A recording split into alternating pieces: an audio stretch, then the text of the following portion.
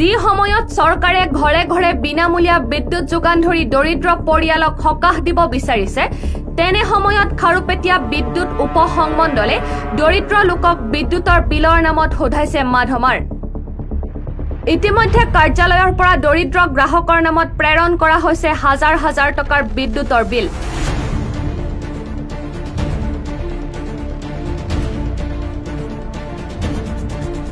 এমাহৰ বিল হৈছে ৫-৬ হাজাৰৰ পৰা ৫৩,০০০ টকা। দলগাঁৱৰ আব্দুল খালেক নামৰ ব্যক্তিজনৰ বিগত মাহত বিদ্যুতৰ বিল আছিল ২১৩ টকা। চলিত মাহত বিল আহিল ৫৩,০০০ টকা। একেদৰে বিগত মাহত যিসকলৰ বিল ২০০ৰ পৰা ৫০০ টকা আছিল সেইসকলৰ এই মাহত বিল আহিল ২,০০০ৰ পৰা ৫,০০০ টকা। লক্ষণীয় যে কোনোবাই আপত্তি কৰিলে আকৌ কমাই দিয়া হয় বিলৰ ধন। সোমবাৰে খাৰুপেটীয়া বিদ্যুৎ উপসংমণ্ডলত এইসকল লোকে বিল আদায় দিবলৈ আহি বিদ্যুৎ বিভাগৰ এনে আজব কাণ্ডৰ বিৰুদ্ধে ক্ষোভ উজাৰে সংবাদ মাধ্যমৰ আগত।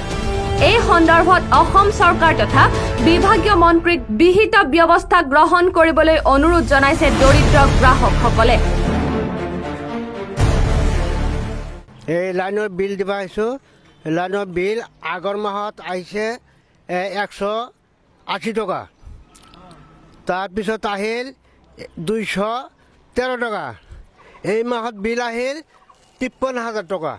আমি দুখীয়া মানুহ, ইমানখিনি টকা আমি ক'ৰ পৰা দিম?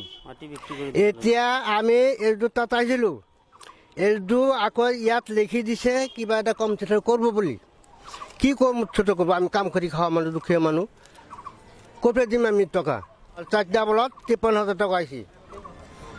এক মাহত ৫৩,০০০ টকা আহিছে। আৰু দেখা পাই আছোঁ মোৰতো কমেই আহিছে ৪,০০০-৬ টকা বিল আহিছে, কিন্তু কিছুমানৰ ৫০,০০০-৬০,০০০ টকা বিল আহিছে। এইটো তাৰমানে জৰুলা কৰাৰ কাৰণে সিহঁতে চেষ্টা চলাইছে।